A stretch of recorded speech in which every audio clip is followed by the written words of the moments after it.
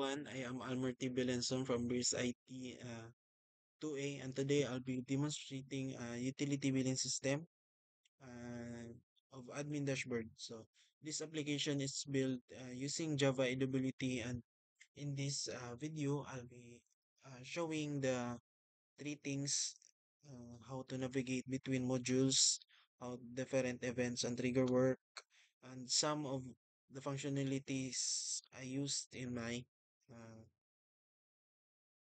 uh, my GUI design. So let's get started and uh, wait.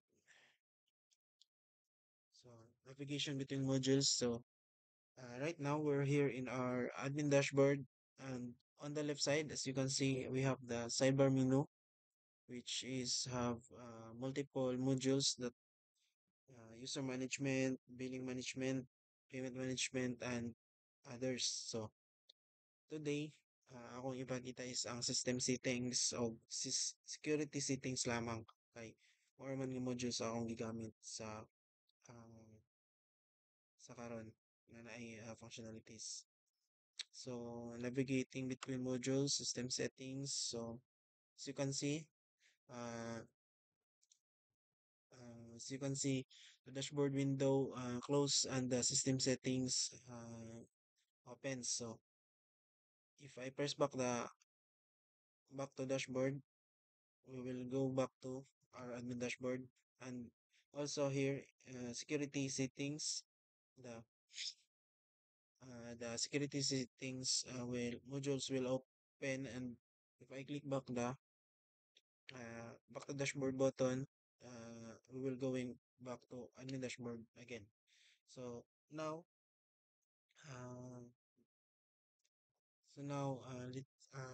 let's talk about sa sa mga events and triggers. So uh, system there's a system settings. So system settings module first. If I type something,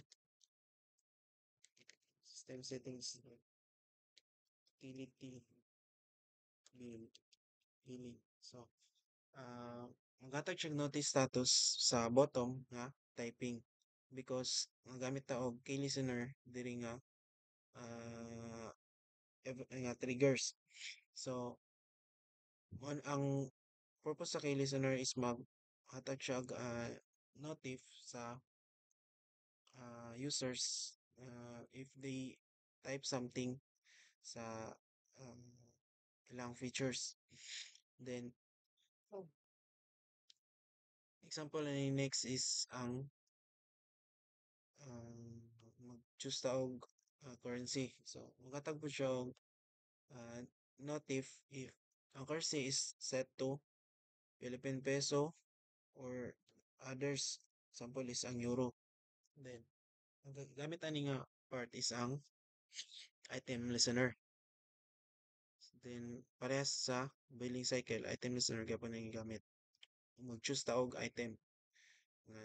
Then mag-notify siya if uh, mag-set ta og billing cycle, or thirdly mag-set siya og notification updates. So next is ang late payment fee. If we type something, maghatag siya og notified nga typing. Then grace period grace period days, sample 10, makatag po siya og notif nga typing. Then if able or disable na to ang notifications, natag siya og notif gihapon nga notification was enabled. So lastly is ang save settings. So after we click the save setting buttons, mag-ano siya, maghatag siya og kanang um, system update nga nag na save ang settings. The next is ang security settings. Here on security settings, makita na to is gamay ra siya og features. So mo rin siya ang enable two-factor authentication. So if we're going to check and uncheck or uncheck this two-factor authentication mag maghatag siya og updates if ang two two-factor authentication is not saved yet or uh, ay is enable or disable pero butang siya og not saved yet because wa pa man nato gi-save ang settings. Then next is ang sa change password. So here in the change password maghatag mo siya notif if nag-typing ta sa password. Then after that, uh, if we click the save setting button, maghatag siya og confirmation if setting is saved, two-phase authentication was enabled, and password was changed. So that's all.